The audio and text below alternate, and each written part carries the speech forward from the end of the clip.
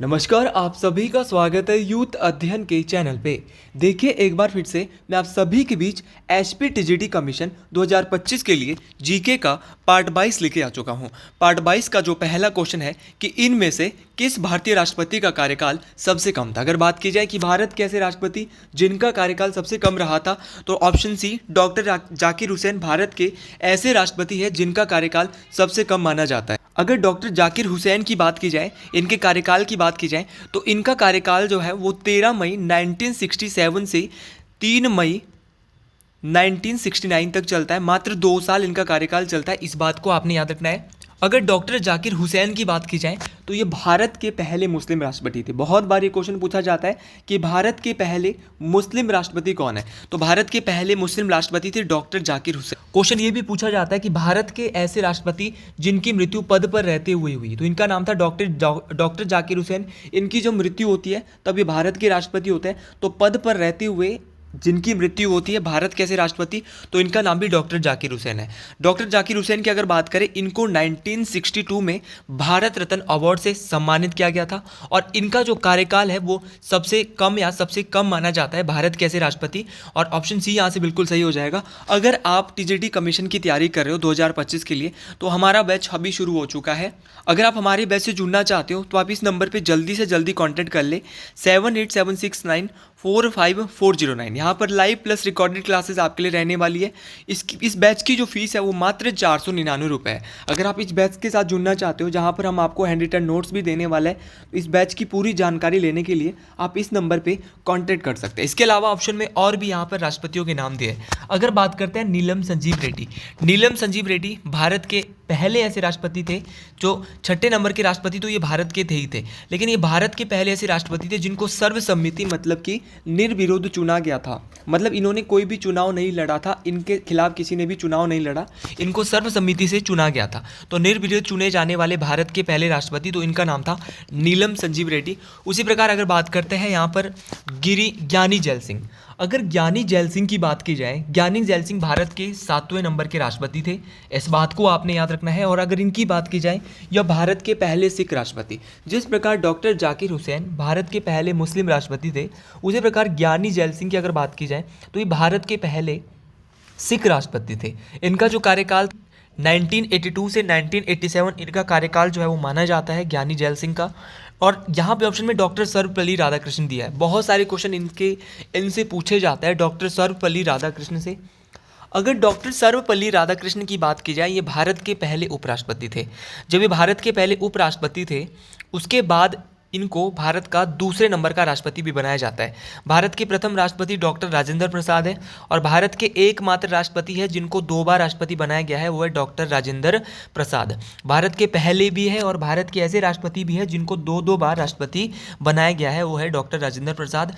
लेकिन अगर सर्वपल्ली राधाकृष्णन की बात करते हैं, ये भारत के पहले उपराष्ट्रपति होने के साथ, ये तो मोस्ट इंपॉर्टेंट क्वेश्चन है, उपराष्ट्रपति होने के साथ भारत के दूसरे राष्ट्रपति भी ये बने थे। 1962 से 67 तक ये राष्ट्रपति रहे थे, इस बात को आपने याद रखना है। इनका जो जन्म हुआ था वो 5 सितंबर 1888 को हुआ था, और इनके जन्म दिवस के रूप में भारत में जो है वो शिक्षक दिवस मनाया जाता है। तो 5 सितंबर को शिक्षक दिवस किसके जन्म दिवस के अवसर पे मनाया जाता है, तो भारत के पहले उपराष्ट्रपति डॉक्टर सर्वपल्ली राधाकृष्णन के नाम पे। इनका जो जन्म हुआ था वो तमिलनाडु के तिरुतानी में हुआ था, इस बात को भी आप याद रखें, मोस्ट इंपॉर्टेंट है। और 1954 की अगर बात की जाए, 1954 में डॉक्टर सर्वपल्ली राधाकृष्णन को भारत रत्न से भी सम्मानित किया गया। तो ये सारे क्वेश्चन आपको याद रखने हैं, मोस्ट इंपॉर्टेंट। अगला क्वेश्चन यहाँ पर बिल्कुल बहुत अच्छा क्वेश्चन है कि सह्याद्री को अन्य किस नाम से जाना जाता है। अगर बात करें सह्याद्री पर्वत की, तो इसको पश्चिमी घाट के नाम से भी जाना जाता है। एक है महेंद्रगिरी पर्वत, एक है सह्याद्री पर्वत। अगर सह्याद्री पर्वत की बात करें तो ये वेस्टर्न घाट को सह्याद्री पर्वत के नाम से जाना जाता है। ये जो पर्वत श्रृंखला है, जो पश्चिमी घाट है, ये गोवा, कर्नाटक, तमिलनाडु, केरल, जैसे राज्यों में जो है वो फैली हुई है, इस बात को आपने याद रखना है। और सह्याद्री पर्वत की जो सबसे ऊंची चोटी है वो अन्नामुडी मानी जाती है, जो कि केरल में है। अगर केरल की अन्नामुडी की बात करें, ये पूरे दक्षिण भारत की दूसरी सबसे ऊंची चोटी है, जिसकी हाइट 2695 मीटर है। तो पूरे दक्षिण भारत की सबसे ऊंची चोटी जो है वो कौन सी है? अन्नामुडी है। अनाईमुडी भी इसको कहते हैं, अन्नामुडी भी इसको कहते हैं। ये भी आपको याद रखना है, मोस्ट इंपॉर्टेंट है। 2695 मीटर इसकी ऊंचाई है, ये मोस्ट इंपॉर्टेंट यहाँ पर। और ये पूरे दक्षिण भारत की भी सबसे ऊंची चोटी है। अगला क्वेश्चन यहाँ पे बहुत ही अच्छे से हम देखने वाले हैं कि निम्न में से कौन से राजा वीणा बजाता था? तो यहाँ पे समुद्रगुप्त, जी हाँ, बिल्कुल ऑप्शन है ही सही हो जाएगा, क्योंकि हर्ष और अशोक ये वीणा बजाते हुए हमने इनके बारे में नहीं सुना। सबसे ज़्यादा जो सुना है वो समुद्रगुप्त के बारे में सुना है। समुद्रगुप्त की बात की जाए, ये एक गुप्त शासक थे और इनको भारत का नेपोलियन कहा जाता था। देखिए, समुद्रगुप्त को भारत का नेपोलियन कहा जाता था, बहुत बार आपने ये बात सुनी है। अब क्वेश्चन पूछा जाता है कि जो समुद्रगुप्त है, इनको भारत का नेपोलियन किसके द्वारा कहा गया था? तो इनको वी ए स्मिथ के द्वारा इनको भारत का नेपोलियन कहा गया है। और अगर समुद्रगुप्त की बात करें तो इनके दरबारी कवि का नाम था हरिसेन। बहुत बार ये बात पूछी गई है कि इनके दरबारी कवि का नाम क्या था, तो इनके दरबारी कवि का नाम हरिसेन था, इस बात को आपने याद रखना है। और समुद्रगुप्त के बचपन का नाम क्या था? तो इनके जो बचपन का नाम था वो था अशोकादित्य। जी हाँ, इस बात को भी आपने याद रखना है कि इनके जो बचपन का नाम था वो अशोकादित्य था। किसके? समुद्रगुप्त के बचपन का नाम बहुत बार पूछा गया है, मैक्सिमम स्टूडेंट को नहीं पता होता है, लेकिन मैं आज आपको बता रहा हूँ कि अशोकादित्य इनका जो है वो बचपन का नाम था। अगर इनकी बात करें, किसकी बात? समुद्रगुप्त की। इनका कार्यकाल 335 ईस्वी से 375 ईस्वी तक माना जाता है। समुद्रगुप्त के पिता का नाम चंद्रगुप्त प्रथम था और इनकी माता का नाम कुमार देवी लिच्छवी था। तो ये भी मोस्ट इंपॉर्टेंट है। चंद्रगुप्त प्रथम जो थे उनके बेटे थे यहाँ पर समुद्रगुप्त, और इनकी माता का नाम भी इंपॉर्टेंट हो जाता है कमीशन के एग्जाम के लिए। कुमार देवी लिच्छवी इनकी माता का नाम था। इन्होंने अपनी राजधानी जो है वो पाटलिपुत्रम बनाई थी। अगर मैं पाटलिपुत्रम की बात करता हूँ, पाटलिपुत्रम को वर्तमान में पटना के नाम से जाना जाता है, जो कि बिहार में स्थित है। अगर बात की जाए समुद्रगुप्त की, इन्होंने जो है वो उत्तर के 9 राजाओं और दक्षिण के, देखो उत्तर के कितने, नॉर्थ के 12 किंग और दक्षिण के जो है वो 12 राजा को हराया था। ये भी मोस्ट इंपॉर्टेंट बात है। और अगर मैं गुप्त वंश की ही बात करता हूँ, भाई गुप्त वंश की जो स्थापना है वो किसके द्वारा की गई थी? तो गुप्त वंश की स्थापना श्री गुप्त के द्वारा की गई थी। और गुप्त वंश की जो पहली राजधानी थी वो पाटलिपुत्रम में थी। गुप्त साम्राज्य का तो युग था वो भारत का स्वर्ण युग के नाम से जाना जाता है। तो किस साम्राज्य का युग जो है वो स्वर्ण युग के नाम से भी जाना जाता है? तो स्वर्ण युग जो है वो गुप्त काल के जो युग है उसको, गुप्त साम्राज्य का जो युग था उसको स्वर्ण युग के नाम से भी जाना जाता है। अगर मैं गुप्त काल के आयुर्वेद चिकित्सक की बात करता हूँ, तो गुप्त काल में जो आयुर्वेद चिकित्सक थे इनका नाम था धन्वंतरी। बहुत बार धन्वंतरी साहब का नाम पूछा जाता है। तो अगर धन्वंतरी की बात करें तो ये गुप्त काल के एक चिकित्सक थे, आयुर्वेद चिकित्सक थे। और एक गुप्त काल में प्रयाग प्रशस्ति थी। देखिए, मैं एक क्वेश्चन के बहुत सारे क्वेश्चन बना रहा हूँ, ये आपको बहुत काम आने वाला है। अगर प्रयाग प्रशस्ति की बात करते हैं भाई, तो जो प्रयाग प्रशस्ति की रचना है वो भी किसके द्वारा की गई थी? तो ये भी समुद्रगुप्त के दरबारी कवि हरिसेन के द्वारा की गई थी। इस बात को आपने, जिसको इलाहाबाद प्रशस्ति के नाम से भी जाना जाता है। देखिए, गुप्त काल था, इसमें प्रांत को क्या कहा जाता था? ये बहुत फेमस क्वेश्चन है, बहुत आसान क्वेश्चन है। तो गुप्त काल में प्रांत को भुक्ति, याद रखना कि प्रांत को उस समय गुप्त काल में क्या कहा जाता था? तो गुप्त काल में प्रांत को भुक्ति के नाम से जाना जाता था। और चंद्रगुप्त द्वितीय गुप्त वंश के ऐसे राजा थे जिन्होंने उज्जैनी को अपनी राजधानी बनाया। तो पहली राजधानी इनकी कहाँ थी? पाटलिपुत्र में थी। और दूसरी राजधानी जो गुप्त वंश की थी वो उज्जैनी में थी। ये दोनों बातें आपको याद रखनी है, दोनों ही बातें मोस्ट इंपॉर्टेंट रहने वाली। अगले क्वेश्चन की बात करता है कि संयुक्त राष्ट्र की सुरक्षा परिषद की सदस्यों की संख्या कितनी है? देखिए, अगर बात करें यूनाइटेड नेशन ऑर्गेनाइजेशन के सिक्योरिटी काउंसिल की, जी हाँ, अगर यूएन के सिक्योरिटी काउंसिल, जिसको दुनिया का पुलिसमैन कहा जाता है, इसमें जो कुल देशों की जो संख्या है वो है 15। कुल देश इसमें 15 है भाई, 15 देश टोटल है, लेकिन 5 देश कैसे है? परमानेंट है। और 10 देश कैसे है? नॉन परमानेंट है। आपको पता होना चाहिए कि 5 देश जो परमानेंट है, 5 देश जो स्थायी देश है, वो कौन कौन से है भाई? 5 देश जो परमानेंट है, इसके लिए एक ट्रिक है मेरे पास, ABC फिर से से कुछ नहीं है, ए से अमेरिका है, बी से ब्रिटेन है, सी से चाइना है, फिर से एफ आर से, एफ से फ्रांस है और आर से रशिया। एक बार फिर से सुनना है, अमेरिका, ब्रिटेन, चाइना, एफ से फ्रांस और आर से रशिया। तो 5 देश ऐसे हैं जिनको परमानेंट कंट्री का दर्जा दिया गया है, जिनके पास वीटो पावर है, इस बात को आपने याद रखना है। और भैया 10 देश ऐसे हैं जो अस्थायी है, नॉन परमानेंट है। अब ये जो नॉन परमानेंट कंट्री है सिक्योरिटी काउंसिल की, सुरक्षा परिषद की, जो संयुक्त राष्ट्र संघ की सुरक्षा परिषद है, इसमें जो 10 देश अस्थायी है इनको 2 वर्ष के लिए चुना जाता है। 2 वर्ष के लिए इनको कौन चुनता है? यूएनओ की महासभा। यूएनओ के अंदर एक महासभा होती है और ये महासभा जो है वो अस्थायी देशों को, नॉन परमानेंट कंट्री, और नॉन परमानेंट कंट्री की संख्या कितनी? 10। कितने बहुमत से चुनती है? तो याद रखना 2/3 बहुमत, 2/3 बहुमत, 2/3 बहुमत, मतलब कि 2/3 बहुमत, 67% के आसपास बहुमत चाहिए, तब जाके उस देश को अस्थायी देश बनाया जाएगा। मान लो इंडिया को अस्थायी देश बनना है तो पहले महासभा में 2/3 बहुमत चाहिए, तब जाके उसको अस्थायी देश बनाया जाएगा, और अस्थायी से तब जाके स्थायी बनेगा। अब सुरक्षा परिषद में कोई भी निर्णय लेना होगा, 15 में से 9 लोगों की हाँ होनी चाहिए, और 9 लोगों में भी भैया 10 अस्थायी होते हैं और 5 स्थायी होते हैं। अगर किसी ने 10 के 10 ये मना लिए तो बात नहीं बनेगी। यहाँ पे अगर 5 भी मानते हैं और 4 यहाँ वाले मानते हैं तो बात बन जाएगी, क्योंकि स्थायी देशों का कोई भी निर्णय लेने के लिए 15 में से स्थायी देशों की हाँ होनी ज़रूरी है। मतलब कि इन 5 देशों की हाँ होनी ज़रूरी है। आपने देखा होगा अब भारत को वीटो पावर इसलिए नहीं मिलती क्योंकि यहाँ पर एक देश हम नहीं मना पाते, और आप बखूबी रूप से जानते हैं वो देश कौन सा है जो कि हमें वीटो पावर से रोकता है, स्थायी देश बनने से रोकता है। तो मैक्सिमम चीज़ें आप सभी लोग ये जानते हैं। अगर सिक्योरिटी काउंसिल की बात करें, 2 वर्ष के लिए यहाँ पर देशों को चुना जाता है। इसको दुनिया का बहुमत जो है वो पुलिसमैन कहा जाता है, इस बात को आपने याद रखना है। अगर बात की जाए यहाँ पर अस्थायी देशों की, सबसे ज़्यादा बार जो अस्थायी देश बना है वो 11 बार जापान बना है। और भारत को कितने बार अस्थायी देश बनाया गया है? तो भारत को 8 बार यूएनओ का अस्थायी देश बनाया गया है। अस्थायी देश हमेशा 10 होते हैं, सिर्फ 2 साल के लिए इनको चुना जाता है। अगर बात करें वर्तमान में यूएनओ में कितने देश है, भाई जब यूएनओ बना था, कब बना था यूएनओ? 24 अक्टूबर 1945। इसका जो हेडक्वार्टर है, इसका जो मुख्यालय है वो न्यूयॉर्क में है। कहाँ पे है? बहुत बार पूछा जाता है। न्यूयॉर्क में यूएनओ का मुख्यालय है।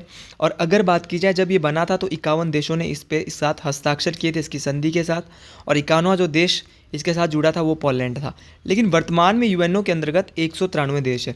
लेकिन एग्जामिनर का अगर दिमाग घूम गया, कमीशन का पेपर देने आप जा रहे हो, वो पूछेगा 193 देश कब इसमें मिला था? तो लास्ट टाइम 193 देश 2011 में साउथ सूडान।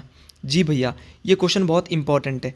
जो साउथ सूडान जो कंट्री है, ये यूएनओ का 193वां देश बना था। इस बात को आपने याद रखना है, ये मोस्ट इंपॉर्टेंट बात है। संयुक्त राष्ट्र संघ के अंदर 2 भाषाएं बोली जाती है। ये 2 भाषाएं जो है वो कौन कौन सी है? एक है अंग्रेजी, इंग्लिश, और दूसरी है फ्रेंच।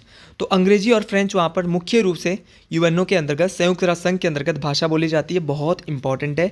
कौन सी है? फिर से बोल रहा हूँ, अंग्रेजी व फ्रेंच, दोनों भाषाएं आपको याद रखनी है कि अंग्रेजी और फ्रेंच भाषाएं वहाँ पर बोली जाती है। और अन्य मान्यता प्राप्त जो वहाँ पर भाषाएं हैं उसके लिए आपको एक ट्रिक याद रखना है, और जिस ट्रिक का नाम है कार्स, जिनको अन्य मान्यता जो दी गई है कि ये भी यूएनओ के अंतर्गत बोली जा सकती है। चीनी बोली जा सकती है, अरबी बोली जा सकती है, रशियन बोली जा सकती है, स्पेनिश बोली जा सकती है।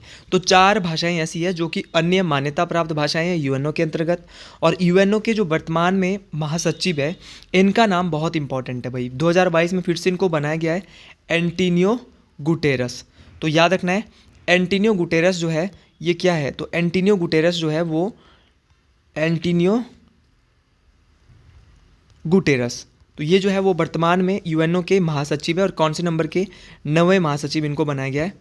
अगला क्वेश्चन कि सिंधु घाटी स्थल कालीबंगन किस प्रदेश में है? देखिए, अगर कालीबंगन की बात करें भाई, कालीबंगन जो है वो राजस्थान में है। कालीबंगन जो है राजस्थान के एक हनुमानगढ़ जिला पड़ता है, राजस्थान में बहुत फेमस है, वहीं पे है। और कालीबंगन जो है वो एक सिंधु घाटी सभ्यता की स्थल है, इंडस वैली सिविलाइजेशन का एक स्थल है। देखो, कालीबंगन किस नदी के पास है? एक बार ये ऐसा क्वेश्चन आया था। तो कालीबंगन घग्गर नदी के पास है, इस बात को भी आपने याद रखना है, मोस्ट इंपॉर्टेंट बात है। और कालीबंगन का बहुत दफ़ा शाब्दिक अर्थ पूछा जाता है कि इसका मीनिंग का जो अर्थ है, ये कालीबंगन जो है इसका अर्थ क्या है? तो कालीबंगन का अर्थ है भाई काले रंग की चूड़ियाँ। ये भी आपको याद रखना है, कालीबंगन का अर्थ क्या होता है? तो कालीबंगन का जो अर्थ होता है वो होता है काले रंग की चूड़ियाँ। और अगर मैं हड़प्पा सभ्यता की बात करता हूँ तो हड़प्पा जो है वो सबसे पहला खोजा गया स्थल था सिंधु घाटी सभ्यता का। और अगर मैं हड़प्पा की बात करता हूँ तो हड़प्पा को जो है वो 1921 में इसकी खोज की थी। किसके द्वारा की गई थी? राय बहादुर दयाराम साहनी, याद रखना है। राय बहादुर दयाराम साहनी के द्वारा जो है वो हड़प्पा सभ्यता की खोज की गई थी। इस बात को आपने याद रखना है, मोस्ट इंपॉर्टेंट है। कब की गई थी? 1921। हड़प्पा वर्तमान में पाकिस्तान में है। क्वेश्चन आता है किस नदी के किनारे है? जी हाँ, रावी नदी के किनारे स्थित है हड़प्पा। गुजरात में भी हड़प्पा सभ्यता की एक स्थल है, वो है लोथल।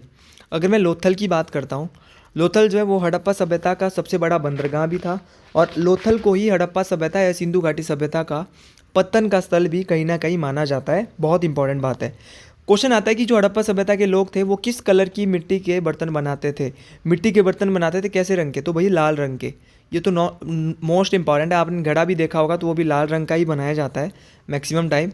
तो लाल रंग के बर्तन बनाते थे हड़प्पा सभ्यता के लोग। और हड़प्पा सभ्यता के जो लोग थे उनकी जो पहली फसली थी वो थी जौ और गेहूँ। तो उनके द्वारा भाई जौ और गेहूँ उनकी मुख्य फसल थी, जौ और गेहूँ। इस बात को आपने याद रखना है, ये भी मोस्ट इंपॉर्टेंट बात है। और ये सारी बातें मोस्ट इंपॉर्टेंट रहने वाली है। बाकी हमने हड़प्पा सभ्यता के बारे में, जैसे पंजाब में इसकी एक स्थल है, उसका नाम है रोपड़, वो पढ़ लिया है। कर्नाटक में इसकी कोई भी अपनी स्थल नहीं। अगले क्वेश्चन की बात करता है कि हिमाचल प्रदेश के किस स्थान पर वॉर मेमोरियल स्थित है? अगर हिमाचल प्रदेश के वॉर मेमोरियल की बात करें तो भैया जो हिमाचल प्रदेश का जो वॉर मेमोरियल है वो धर्मशाला में लोकेटेड है। सबसे पहले आपने इस बात को याद रखना। ऑप्शन ए यहाँ से बिल्कुल सही हो जाएगा। देखिए ऑप्शन ए बिल्कुल सही है। और अगर मैं वॉर मेमोरियल की बात करता हूँ तो वॉर मेमोरियल धर्मशाला में है, और कांगड़ा का जो मुख्यालय है, कांगड़ा का जो हेड क्वार्टर है वो कहाँ पे है? ये धर्मशाला में ही है। ये भी आपको याद रखना है। सोलन का, ऊना का हेडक्वार्टर ऊना में है, सोलन का सोलन में, और चंबा का चंबा में। हाँ, चंबा का एक पांगी है। पांगी का हेडक्वार्टर बहुत बार पूछा जाता है। पांगी एक जगह है और पांगी बहुत ही ठंडा एरिया है। पांगी का हेडक्वार्टर किलाड़ में है। ये भी आपको याद रखना है कि पांगी का हेडक्वार्टर कहाँ पे है? किलाड़। बहुत बार ऐसे क्वेश्चन पूछे गए। कांगड़ा में विधानसभा की सबसे ज़्यादा 15 है, ऊना में 5 है, सोलन में 5 है, चंबा में विधानसभा की 5 है, सिरमौर में भी 5 है, और सोलन में भी 5 है। तो 5 ऐसे जिले जहाँ पे विधानसभा की 5-5 सीट है। ये मैंने आपको भी बता दी इसके साथ। उसी प्रकार अगर मैं बात करता हूँ अगला क्वेश्चन है कि हिमाचल में पंचायती राज अधिनियम कब वापस किया गया? तो ये 1968 में वापस किया जाता है। और पूरे भारत में पंचायती राज को अपनाने वाला पहला जिला 1959 में राजस्थान का नागौर जिला था। उसने सबसे पहले इसको अपनाया था। और पंचायती राज कहीं ना कहीं मोस्ट इंपॉर्टेंट है। तो आज के लिए हम अपनी वीडियो को यही एक क्वेश्चन और बता देता हूँ जाते जाते कि सरफरोशी की तमन्ना अब हमारे दिल में है, यह नारा जो दिया था वो राम प्रसाद बिस्मिल के द्वारा दिया गया था। डिटेल से हम इस क्वेश्चन को नहीं देखेंगे क्योंकि समय का अभाव है हमारे। तो अगर आपको ये वीडियो पसंद आई है तो इस वीडियो को लाइक, सब्सक्राइब और शेयर जरूर करें, और कमेंट बॉक्स में एक नारा एक जरूर लिखे, हर हर महादेव। तो आज के लिए इतना ही। जय माँ बघेड़ी, हर हर महादेव।